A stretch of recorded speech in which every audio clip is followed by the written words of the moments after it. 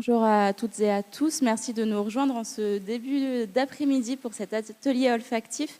Merci Paul d'être avec nous et de nous faire l'honneur de votre présence. Avant de commencer la partie atelier, je te propose qu'on parle un petit peu de ton roman Fragrantia, qui a quand même été l'un des finalistes du prix Poulet Malassis de cette année.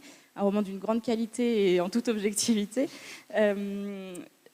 Dans Fragrantia, justement, on parle beaucoup d'odeur. C'est vraiment le côté de l'odeur mémorielle. Je pense que ça peut être un terme utilisé. Pourquoi ce choix d'avoir construit autant autour des odeurs ? Bonjour à tous. Merci d'être venus aussi nombreux. Pourquoi les odeurs ? Parce que j'ai fait des études pour être parfumeur. J'ai voulu écrire un roman, ça m'a pris 5 ans pour écrire Fragrantia. J'ai écrit 4 autres histoires avant parce qu'on m'avait donné j'avais lu un conseil qui était d'écrire sur ce qu'on ne connaît pas. Et j'ai perdu 4 ans de ma vie parce que j'ai pas réussi à aller au bout des histoires. Et à un moment, j'en ai eu marre et j'ai fait maintenant c'est bon, ça suffit. Merci du conseil, mais je vais commencer à écrire sur ce que je connais. Et j'ai décidé de parler de parfum. Et là, l'histoire, ça a déroulé et ça a donné Fragrantia. Et pourquoi le choix, puisqu'on peut parler quasiment d'enquête policière, le parfum, ça aurait pu être, je sais pas, les souvenirs d'enfance avec la tarte aux pommes de mamie. Pourquoi ce choix d'un thème aussi sombre finalement pour parler des odeurs, puisque c'est pas forcément des odeurs très agréables qu'on lit dans le roman. Complètement. En fait, cette idée-là, elle part d'une anecdote qu'un parfumeur avait racontée. C'est devenu le parfumeur aujourd'hui de Louis Vuitton, Cavalier. Et il racontait à une conférence en 2010 que dans les années 70-80, un client était venu le voir et il lui avait demandé de créer un parfum dont dont l'odeur du parfum n'altérerait pas le goût du parfum. Et le parfumeur l'avait regardé en disant « Mais vous savez bien qu'un parfum, ça ne se boit pas ?» Et le client avait répondu « C'est exactement ce que je veux faire parce que j'ai l'intention de faire passer en contrebande de l'alcool en URSS et je voudrais mettre cet alcool dans des flacons de parfum et il me faudrait une petite odeur pour faire croire que c'est du parfum que je transite. » Et j'avais trouvé cette anecdote absolument incroyable et je me suis dit « Et s'il existait une mafia du parfum ?» Et c'est comme ça que l'histoire de Fragrantia et que j'ai choisi une thématique assez sombre parce que le parfum, c'est le luxe, c'est l'imaginaire, c'est que du plaisir. Et donc, associer ça à un monde de violence et de mafia, je trouvais ça très intéressant. Pour avoir une question un peu légère, je te le disais tout à l'heure, on a quasiment tous finalement un souvenir avec une odeur, que ce soit la tarte aux pommes de chez Mamie, que ce soit la Madeleine qu'on trouve dans Proust. C'est quoi, toi, ton odeur ? Je ne sais pas si vous faites ça, mais ma grand-mère avait pour enlever les odeurs de cuisine, elle prend une orange et elle plante des clous de girofle dedans. Et ça capte les odeurs de cuisine. Et cette odeur-là, elle m'est restée. Et une autre odeur, c'est mon autre grand-mère. Chez elle, elle a une... Vous savez ce que c'est, une balancelle ? C'est des balançoires. C'est affreux, ces objets-là. C'est des balançoires en mousse qui restent à l'extérieur et le temps passe dessus et donc elles ont cette odeur de linge un peu mouillé, un peu sale et tout, et cette odeur, elle m'est restée. Donc voilà, c'est les 2 odeurs. Une plus glamour que l'autre, je le conçois. Je reviens rapidement sur un personnage de ton roman qui est Elias. Est-ce que c'est un peu toi, Elias ? Est-ce que tu t'es projeté dans ce personnage-là ou est-ce que c'est totalement inventé ou il y a des personnes que tu connais d'ailleurs ?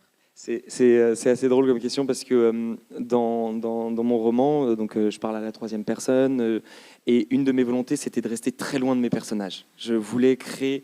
je voulais pas que ce soit une autobiographie déguisée ou quoi que ce soit, donc je me suis promis une chose, c'est tes personnages, ce n'est pas toi. Et on voit que j'ai échoué parce que tout le monde me retrouve dans le personnage d'Elias. Donc voilà, c'est un raté, mais c'est vrai qu'il est il est très très émotif. D'ailleurs, c'est un peu son gros défaut et en même temps sa grande force. Et ma famille et mes amis disent « Ah, c'est toi, Elias ». Donc voilà. Mais normalement, non.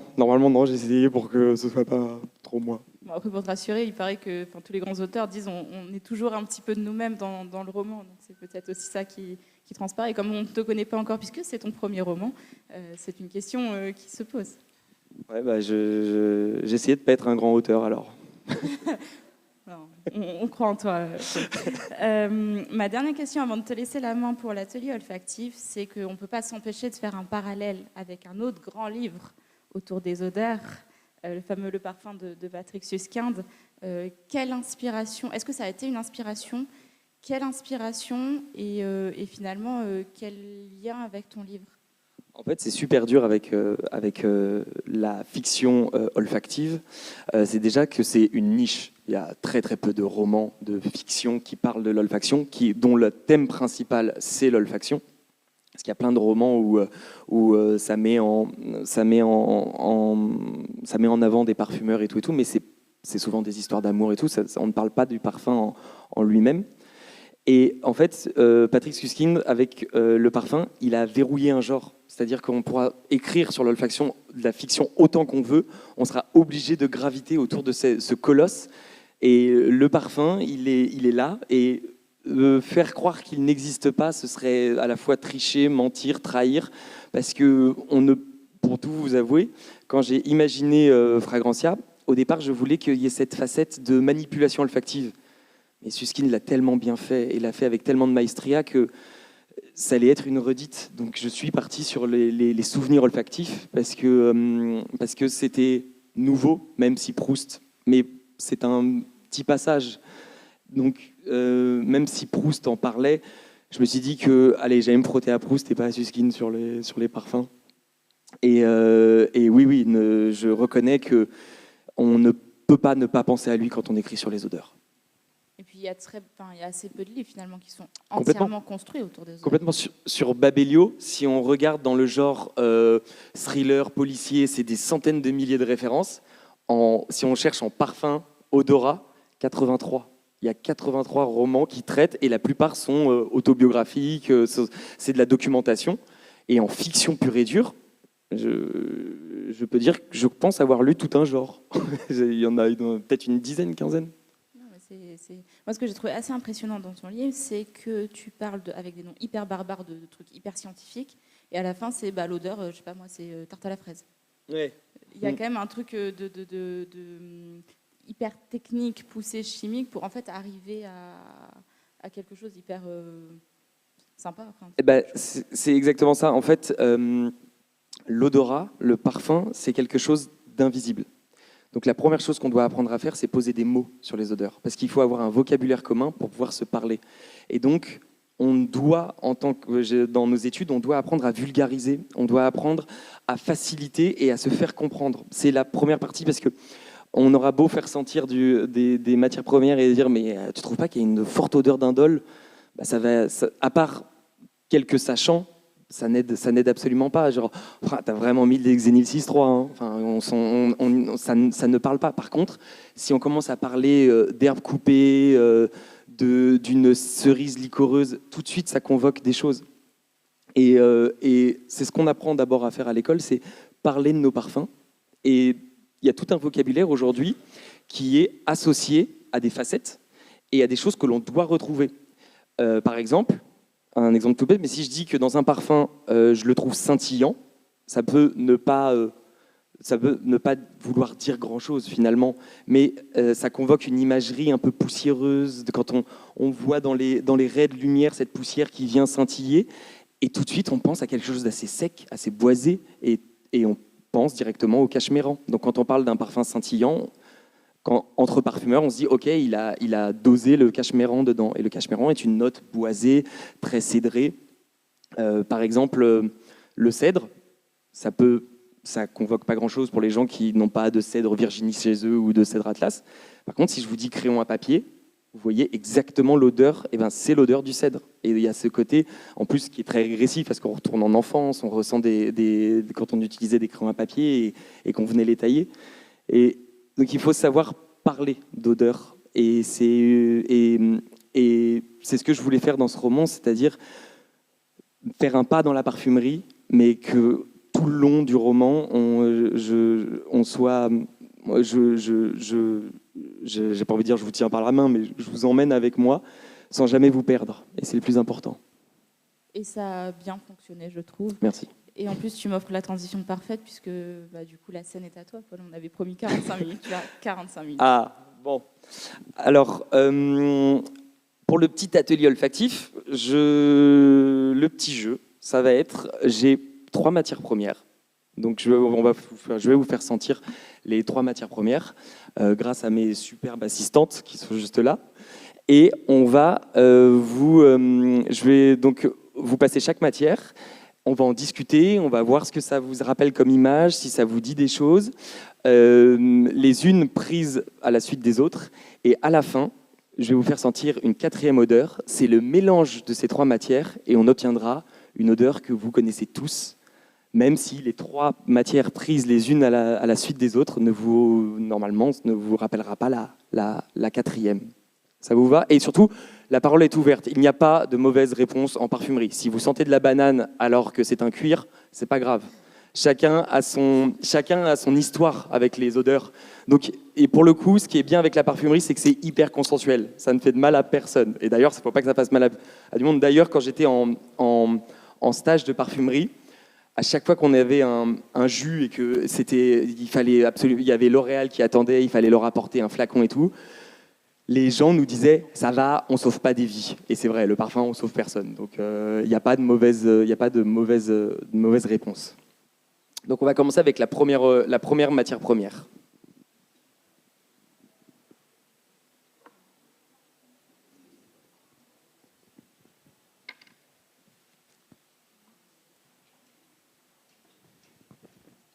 N'hésitez pas à vous rapprocher un petit peu pour faciliter le travail éventuellement des 2 demoiselles qui vont vous apporter les odeurs.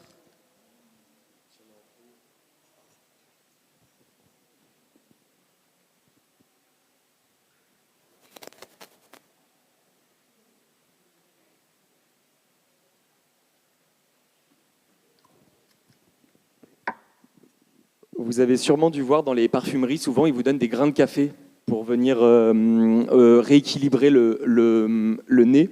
En fait, la raison pour laquelle on utilise des grains de café, c'est parce que c'est une odeur familière pour tout le monde. Mais si vous n'avez pas de grains de café sur vous, déjà, c'est pas normal. On devrait toujours avoir des grains de café sur soi. Et ensuite, si vous n'en avez pas sur vous, c'est des choses qui arrivent, je vous en veux pas. Vous prenez le pli de votre bras, parce que c'est votre odeur personnelle et il n'y a rien de mieux pour rééquilibrer son nez. Donc, entre chaque parfum, venir sentir le pli de votre bras, c'est ce qu'on fait en parfumerie.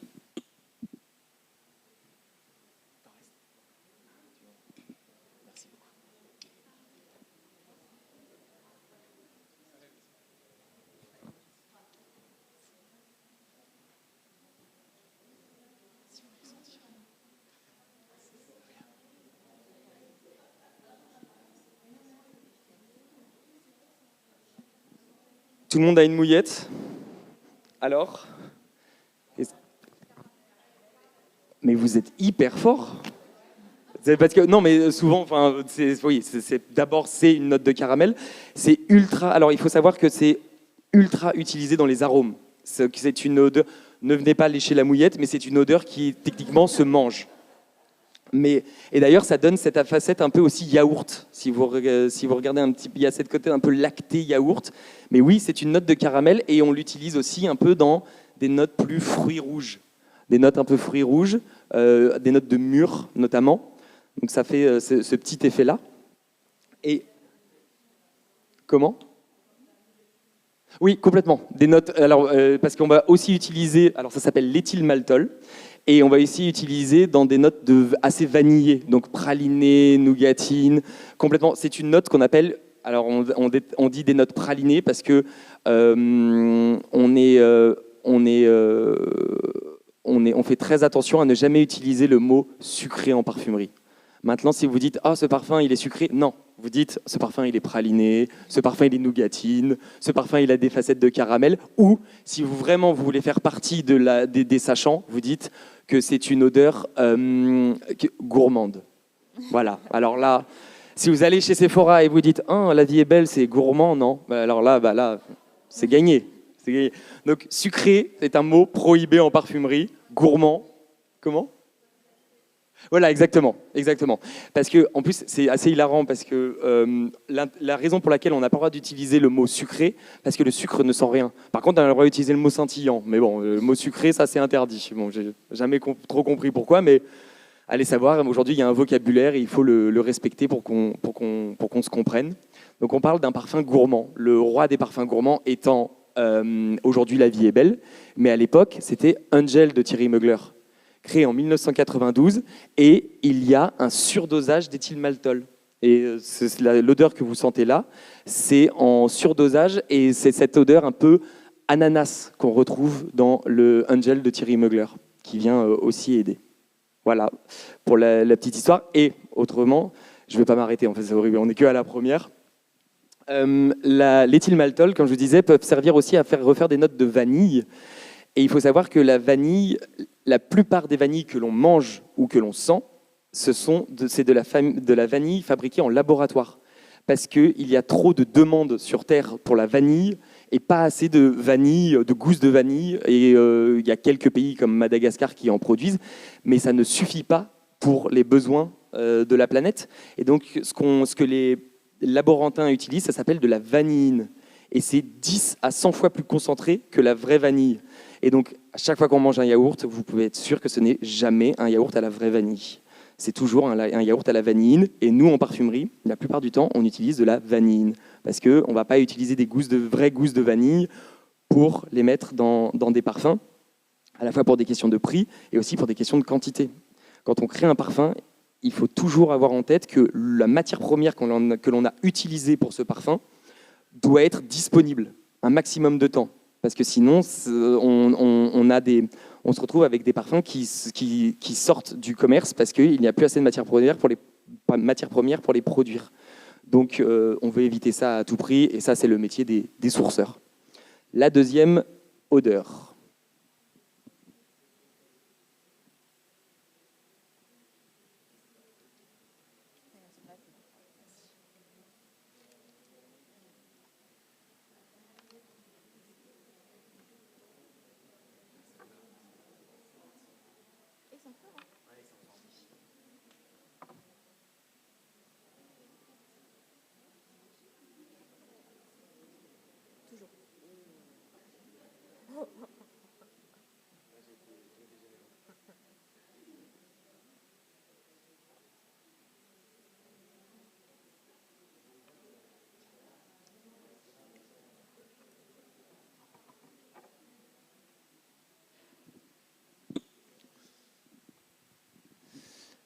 Alors, une note olfactive va fonctionner. Alors, on parle souvent pour les parfums, mais c'est aussi vrai avec les notes olfactives.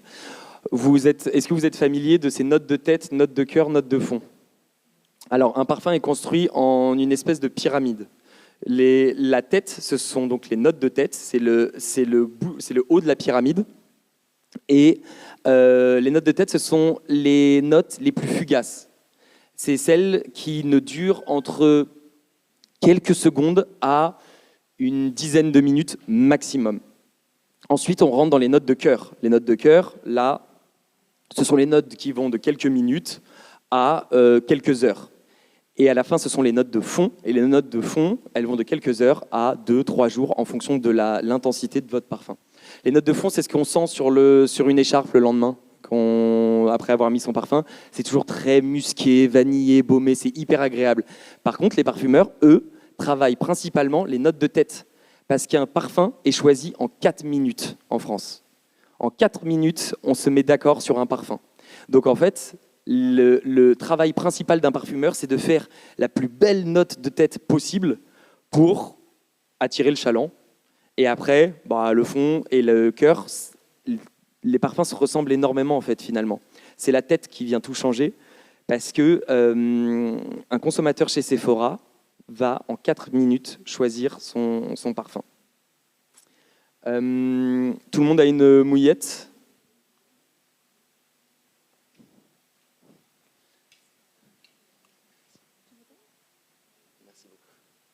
Alors, l'amande, ouais.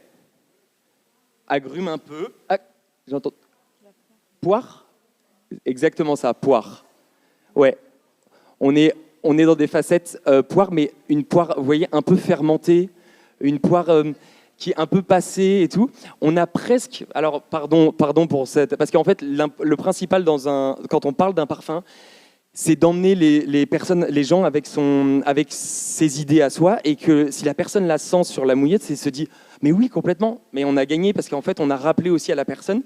Pour moi personnellement, alors souvent les gens font non et d'autres font oui, il y a une odeur un peu vomi sur l'odeur du butyrate. Il y a une petite odeur un peu vomi, un peu difficile, et fruits pourris. Ça, c'est ultra utilisé. Alors, il y a aussi une note très verte d'herbe coupée. Si vous voyez un peu, il y a cette facette-là. Et un peu bog de noix qui est un peu flétri, noir. J'ai cette notion-là. Bref. Ouais. Ça, c'est très utilisé dans les notes de fruits. Ouais, c'est particulier. Et ça passe exactement. Et c'est pour ça que ça, c'est une note de tête. Et voilà, là, c'est pour ça que je voulais vous reparler de tout ça. Ce que vous sentez là, c'est une note de tête, et c'est exactement ça, c'est une odeur qui passe très très vite. Alors que l'éthylmaltol, on est dans le cœur fond. C'est quelque chose de collant, c'est quelque chose qui va venir fixer un parfum. Donc là, on est dans la tête, et on ne sent déjà plus la même chose qu'au début. On a presque des facettes un peu bananes maintenant. Et là, pour le coup, vous avez le droit de dire banane. Ça change, c'est hyper évolutif. Et les parfumeurs sont capables de savoir comment va évoluer une odeur et comment elle va évoluer en fonction des autres matières premières. Les parfumeurs, il faut vous dire qu'ils ont un bon parfumeur, il a en tête entre 4 et 5 000 matières premières. Mais quand je vous dis qu'il les a en tête, c'est-à-dire qu'il les connaît par cœur, au point que ces 5 000 matières premières, s'il les mélange entre elles, il sait exactement ce que ça donnera comme parfum en les mélangeant entre elles. C'est-à-dire qu'ils sont, il y a ce qu'on appelle des assistants parfumeurs, à qui les parfumeurs envoient leur formule, et les assistants viennent peser cette formule et lui apportent le parfum finalisé. La plupart du temps, s'il va le sentir, ce n'est pas pour voir ce que ça sent, c'est juste pour vérifier que c'est bien ce qu'il imaginait. C'est-à-dire que ces personnes-là, et c'est souvent des parfumeuses, elles sont capables de connaître par cœur, comme on connaîtrait, comme un musicien connaîtrait des notes de musique et composerait dans sa tête. J'avais connu chez Givaudan un parfumeur qui était capable de retrouver une matière première qui était pesée à 1 millième dans une formule, et je l'ai vu de mes yeux, là j'exagère pas, c'était 1 pour 1000. J'avais mis une goutte dans une base d'un parfum qui était composé à 250 matières premières. Donc sur 250 matières premières, j'avais mis une goutte dans 100 ml, et c'était une goutte qui était déjà diluée à 1%, donc ça faisait du 1 pour 1000. Et il m'avait dit cette matière première-là, elle est plus bonne, il faut que tu la changes. Donc c'était la bonne matière première, mais elle était passée. Donc il a trouvé une aiguille dans une meule de foin, quoi.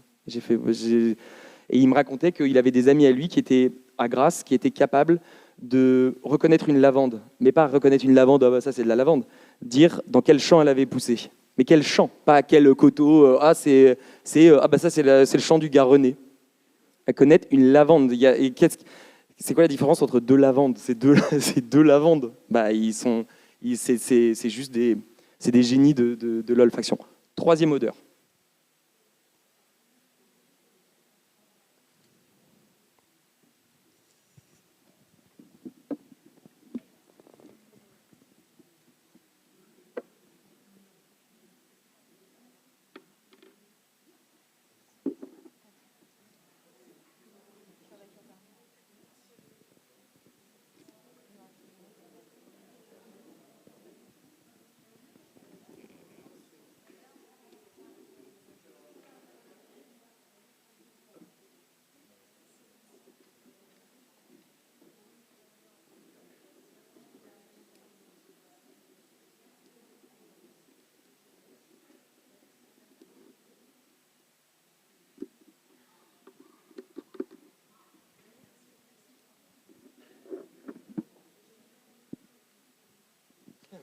Alors c'est possible de faire des encéphalées olfactives. Nous, en première année à l'École supérieure du parfum, notre meilleur ami, c'était le Doliprane. On sortait le soir avec des barres et ça fait particulièrement mal des migraines olfactives. C'est terrible. C'est une douleur.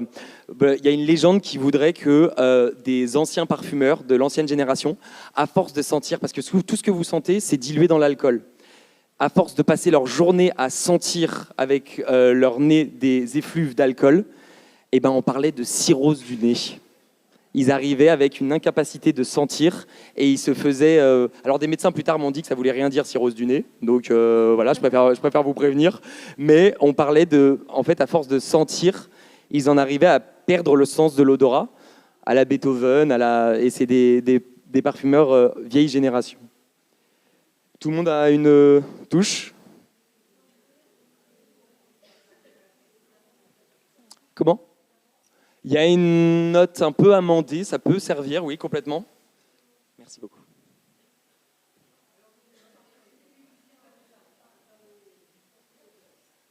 Oui, complètement. Il y a une odeur très encaustique de produits ménagers. Complètement, cire d'abeille. On se sert de cette matière première pour faire le néroli fleur d'oranger. Et la cire d'abeille est très proche de ces notes-là.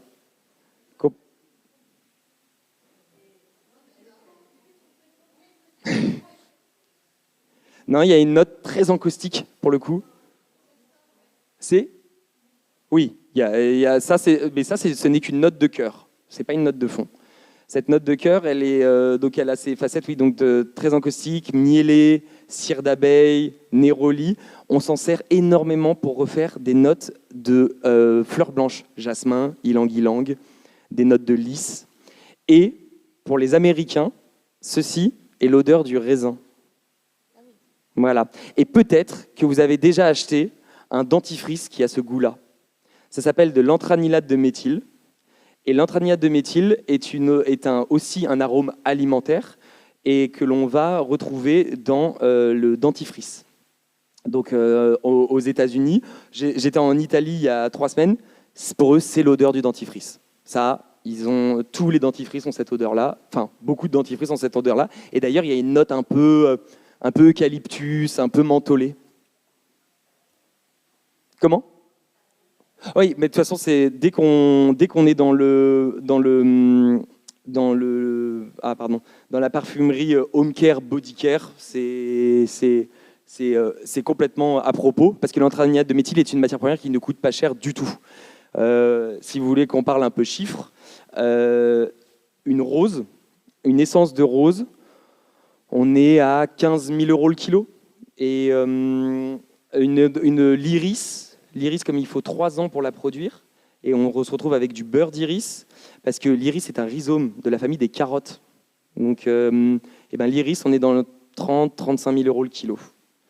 Et d'ailleurs, ce que font les parfumeurs, ces petits génies, pour toujours baisser les prix, alors certains, pas les grandes maisons, certains, je mets absolument pas tout le monde dans le même panier, mais ce qu'ils vont faire, c'est du marketing pur et dur.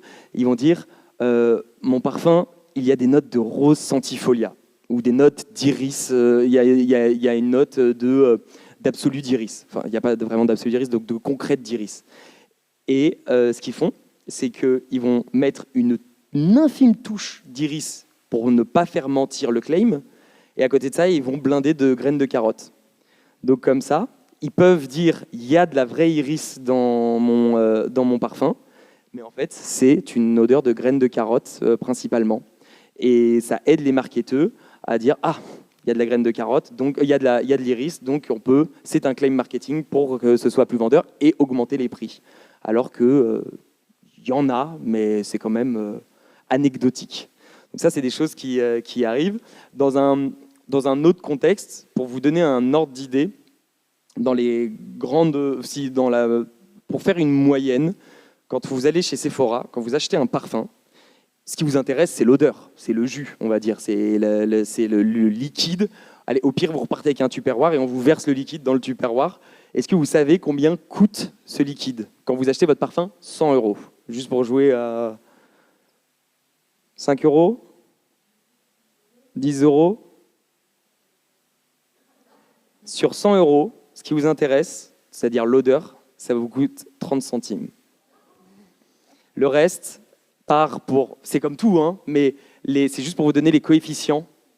Les coefficients qui sont en jeu dans le monde de la parfumerie, c'est des coefficients qui sont impressionnants parce qu'ils font des économies d'échelle et que ce qui coûte cher, c'est bien sûr le Sephora, mais il y a aussi les égéries, il y a les flacons, il y a les packaging, il y a toute la communication.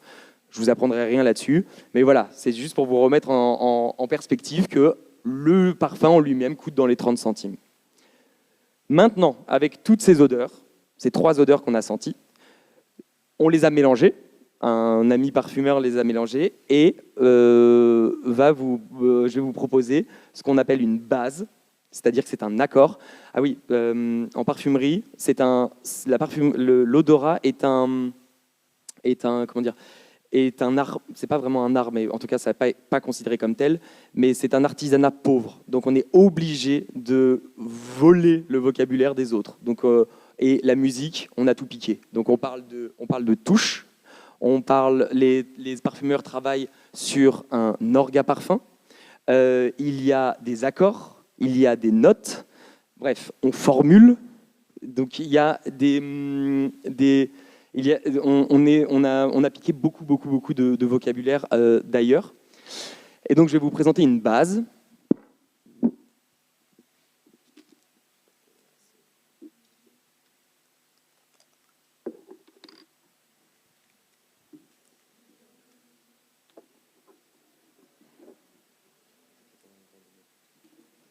Ça va aller ?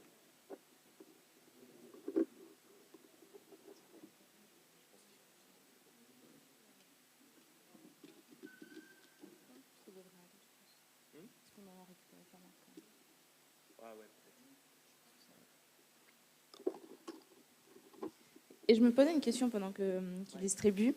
Comment on explique que 2 personnes qui portent le même parfum ne sentent pas du tout, mais alors pas du tout la même chose ? Ça, j'aime bien faire cette comparaison, c'est que souvent, on pense qu'on choisit un parfum. C'est triste, mais c'est absolument pas vrai. C'est un parfum qui nous choisit parce qu'il y a une réaction entre la peau et les matières premières présentes dans un parfum. Certaines peaux font tourner certains parfums. Et ça, c'est connu.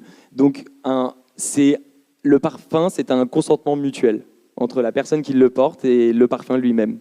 Donc oui, la peau vient faire changer. Et les habitudes aussi, les habitudes de la vie de tous les jours, la lessive qu'on utilise, il y a énormément de facteurs qui rentrent en jeu qui font que 2 personnes ne vont pas sentir la même chose. C'est quasiment une histoire d'amour, quoi. C'est une histoire d'amour.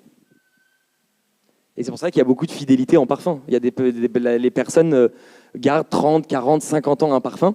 Et d'ailleurs, si vous avez la sensation que votre parfum a été reformulé, qu'il ne sent plus comme avant, qu'il n'a pas l'odeur qu'il avait il y a 10, 15 ans, je vous promets, c'est parce qu'il a été reformulé. Il n'y a pas meilleur parfumeur que quelqu'un qui porte un parfum depuis 20 ans. C'est-à-dire que si vous avez la sensation que ce n'est plus le même parfum, c'est que ce n'est plus le même parfum. Dans les maisons de composition, il y a des équipes de parfumeurs qui, toute la journée, recomposent des parfums parce que telle ou telle matière première est devenue interdite, a été légiférée et on n'a plus le droit de l'utiliser. Donc, vous n'êtes pas fou. Et si on vous martèle et si on vous jure que non, le parfum n'a pas été reformulé, il l'a été. Ils n'ont pas le droit de le dire, mais il l'a été. Alors, ça c'est une super bonne question. La synthèse en parfumerie, je vais peut-être me faire des ennemis, mais la synthèse en parfumerie est ultra importante. Le naturel, il y a une âme qu'on ne retrouvera jamais dans la synthèse, parce qu'une odeur de rose, pour continuer avec elle, il y a 200, 250, 260 composants qui font l'odeur de la rose. Entre le citronellol, le linalol, le lindol, il y a un nombre de matières premières qui rentrent dans la composition d'une rose qui est telle qu'on ne les connaît pas toutes aujourd'hui. Par contre, une oxyde de rose, une rose de synthèse, on sait exactement sa composition. Donc, quand on sait exactement la composition d'une chose, cette chose est par définition moins allergène. Le naturel, et ça c'est très difficile à intégrer et à accepter, mais le naturel est plus allergène que la synthèse. Et donc la synthèse, mine de rien, elle a du bon. Elle a vraiment du bon. Et aussi, ça évite la déforestation, ça évite une tension totale sur la nature. Donc, le total synthétique, je suis 100% contre. Il y a des marques de parfums qui font ça. Parce que on n'arrivera jamais à faire mieux que le naturel. Mais la synthèse, aujourd'hui, dans une palette du parfumeur, c'est 50-50. Est-ce que vous pourriez me dire ce que ça sent?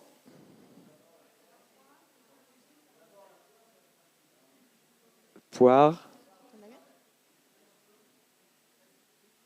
Ah, merci. C'est une fraise des bois. Bah oui. Donc on arrive sur une fraise des bois. Normalement, j'ai pas raté l'exercice. Hein. C'est vraiment une fraise des bois. Hein. Je te confirme, c'est une fraise des bois. Non, vous en avez trop senti. C'est une fraise des bois.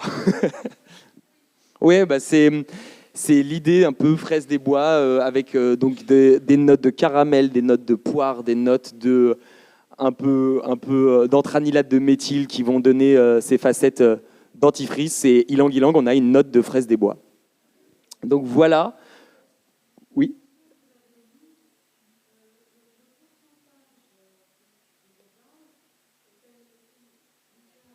Non. Non, c'est pas un tiers. Il y a, comme je disais, il y a des notes de tête, des notes de cœur, des notes de fond. Et en fonction déjà de la volatilité de ces notes-là, on va utiliser avec telle ou telle concentration. Donc, et en plus, pour tout vous avouer, j'ai un éthylmaltol qui est dilué à 5%, j'ai un butyrate qui est à 1% et un antranilate qui est à 5%. Donc déjà, rien qu'avec la concentration même des matières premières, on doit faire attention au dosage. Donc non, ce n'est jamais un tiers. C'est ultra précis. Mine de rien, c'est ultra précis, mais c'est ultra subjectif finalement. C'est-à-dire que c'est précis dans la subjectivité. On ne peut pas être objectif avec un parfum. Et d'ailleurs, il y a un vide juridique sur les parfums. On ne peut pas protéger une odeur. L'odeur n'est pas protégée. Et la raison pour laquelle le monde de la parfumerie est aussi mystérieux, il est aussi secret, c'est parce que pendant des années, les parfumeurs possédaient les formules et ne les donnaient pas aux marques. Un parfumeur partait avec sa formule. Aujourd'hui, il y a tout ce qu'on appelle des chromatographies qui permettent de savoir comment est composée une formule. Vous connaissez Eau Sauvage de Dior. Eh bien, Eau Sauvage de Dior, il a été créé dans les années 70 par Rudniska, ou 50 ou 60, j'ai pas envie de dire de bêtises. Bon, dans ces années-là. Et Eau Sauvage de Rudniska, eh bien, Rudniska, toute sa vie, a gardé la formule. Ça a tellement énervé Dior parce que Rudniska a carrément créé une entreprise qui ne vivait que principalement sur une formule, qui était Eau Sauvage. Eh bien, la réponse de Dior ces dernières années, ça a été de vampiriser Eau Sauvage et de le transformer par Sauvage. Parce que Sauvage, ils ont la formule de Sauvage, mais ils n'ont pas la formule de Sauvage et ils ne l'auront jamais, parce que ça appartient à la famille, les ayants droit de Rudniska. Et donc, il y a ce vide juridique dans le monde de la parfumerie qui fait que c'est un milieu qui est resté pendant très longtemps secret. Une autre chose, la façon que les sociétés font pour protéger une matière première, protéger une odeur, un parfum, c'est qu'ils vont utiliser une matière première novatrice en surdosage parce qu'on peut protéger une molécule. Et donc, puisqu'ils ont protégé la molécule qui est utilisée en surdosage dans leur parfum, on ne peut pas copier exactement le même parfum parce qu'ils ont cette molécule et ça, ils ont les brevets sur cette molécule. Donc voilà comment ils font pour protéger telle ou telle formule. Même la formule écrite, contrairement aux mathématiques ou à d'autres sciences qui peuvent être protégées, voire brevetées, ce n'est pas le cas pour les parfums. C'est pas le cas pour les parfums. La formule écrite ne peut pas être protégée. Exactement. On ne protège pas un parfum. C'est tout le combat entre l'art et l'artisanat. Ça fait des années que le monde de la parfumerie se bat pour obtenir gain de cause et qu'on puisse enfin présenter comme on protège une œuvre d'art. Et ben, pour l'instant, le parfum n'en fait pas partie, qui est quand même une sacrée industrie en France. C'est comme ça, pour l'instant. Attendez, on va juste vous faire passer le micro pour l'enregistrement, s'il vous plaît. Oui, juste une petite... Allô, oui. Juste une petite question, parce que moi j'ai mon parfum qui a disparu du marché, j'ai appelé Lancôme. Ils m'ont pas répondu, ils m'ont dit seulement ils ne fabriquaient plus, c'est Obsession de Lancôme. C'est pour ça? Enfin, je sais pas. Obsession, ouais, Obsession, je crois qu'il a été discontinué. C'était une petite boule, Ouais. tac. Ouais, Obsession, il a été discontinué dans les années 2010, non? Dans ces eaux-là? Oui, bon, alors, on est ouais, c'est ça. Ouais, c'est ça. Ouais. Ouais, ils l'ont discuté. Il y a souvent, il reste quelques marchés qui ont été protégés et qui peuvent, ils ont des anciens flacons. C'est souvent le marché américain. En Espagne. Espagne. Il n'y a plus. Il y a plus. Regardez sur le marché américain. Moi, je sais que j'ai ça avec un autre de mes parfums, qui est Woody Capsule de Karl Lagerfeld, qui a été discontinué en 2013 parce que la durée de vie d'un parfum, c'est plus long que la durée de vie d'un livre, quand même. C'est 3 ans. Oui, mais pourquoi en Amérique et pas ici? Est-ce qu'en fait, en fait, nous sommes un immense panel test. Ils en lancent, on va jouer à un autre jeu. Est-ce que vous savez combien de marques de parfums sortent chaque année en France? Marque, c'est pas parfum, marque de parfum. C'est-à-dire, par exemple, ma maison Violet, c'est une marque de parfum qui contient 12 parfums. Il y a 900 marques de parfums qui sortent en France chaque année, 3 par jour. Est-ce que vous savez combien de parfums sortent en France chaque année? 10 000. Il y a 10 000 parfums chaque année qui sortent. Le livre, c'est 88 000. Hein. Quand on compte les auto-éditions, c'est 88 000 ouvrages chaque année en France, en 2021. Donc, en fait, ils font des tests. Et si le parfum ne survit pas, ils le dégagent aussi rapidement qu'il est arrivé. Ouais. Mais les États-Unis, souvent, il reste quelques flacons, donc vérifiez. Oui. Et surtout qu'avec les frais de douane, aujourd'hui, j'irai pas chercher aux États-Unis. Hein. Oh là là. Le micro, s'il vous plaît.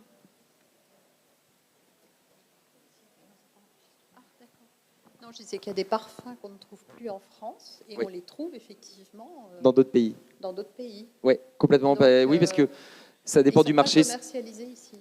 Ça dépend de la protection sur le marché, c'est-à-dire que souvent on retrouve des stocks, des sociétés ont fermé, des petits magasins ont fermé, on retrouve un stock qui n'a jamais été ouvert. Donc un parfum, malgré tout ce qu'on pense, s'il est bien conservé, un parfum ne s'altère que très peu.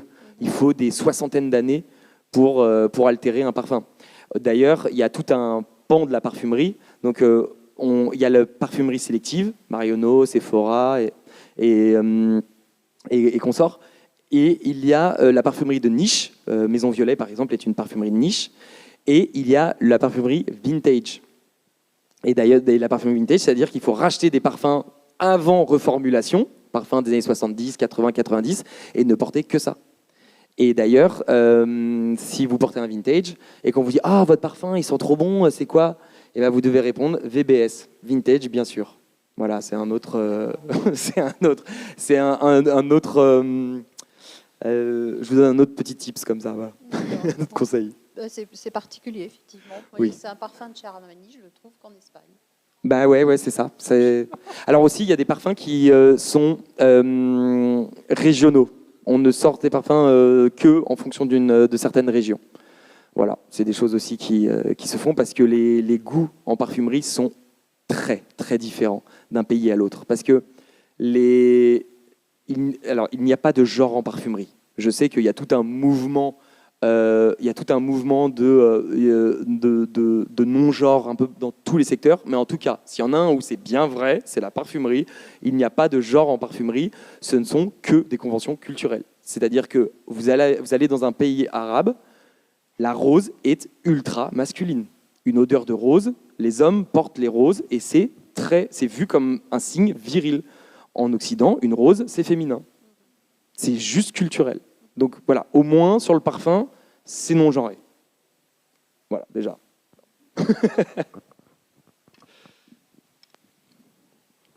Bonjour, moi j'avais des questions autour de naturel et synthétique. Alors la première, c'est que souvent le naturel est vu comme plus noble. Et vu ce que vous venez de dire, du coup j'ai un doute. C'est plus noble quand même. Et donc pourquoi pas finalement un parfum 100% synthétique si on arrive à faire quelque chose de particulièrement bien, qui soit sain, qui soit voilà. Complètement. Et la marque Excentric Molecule ne fait que des parfums 100% synthétiques. C'est très bon. C'est un parti pris. Aujourd'hui, c'est à la fois politique, c'est clair, mais il y a aussi une volonté un peu artistique. Mais oui, c'est quelque chose qui existe et que certaines marques font avec Centric Molecule. L'ISOE Super, ils ont un parfum qui s'appelle ISOE Super. C'est facile, c'est le nom de la molécule. C'est 100% d'ISOE Super. C'est une matière première qui coûte terriblement cher, même si elle est synthétique. Ce qui est important avec le synthétique, c'est qu'il ne faut pas qu'il soit issu de la pétrochimie, parce que ultra polluant. Si on arrive à faire du synthétique en chimie verte, moi je suis à 2000% pour le synthétique. Même si le naturel, c'est noble, le naturel, c'est plus noble, le naturel fait vivre des communautés entières. Il faut aussi, parce que le synthétique, c'est très sympa, ça aide la planète. Mais le naturel, quand c'est bien fait, et les grosses sociétés, L'Oréal, Givaudan, Firmenich, font les choses bien, la plupart, c'est qu'ils ont des vrais partenariats éthiques. Donc ils construisent des écoles, ils construisent... Les acteurs locaux sont payés au juste prix. Et donc le naturel est ultra important. Je pense qu'on ne peut pas se passer aujourd'hui ni du naturel, ni du synthétique, pour plein de raisons différentes. D'autres questions ?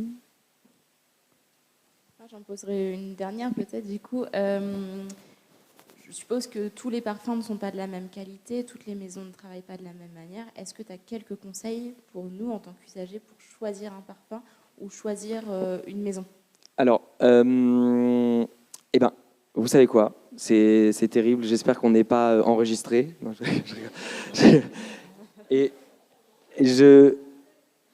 Aujourd'hui, je trouve que le parfum peut avoir ce côté un peu élitiste qui m'énerve. C'est ce côté un petit peu... Là, je suis allé chez Sephora.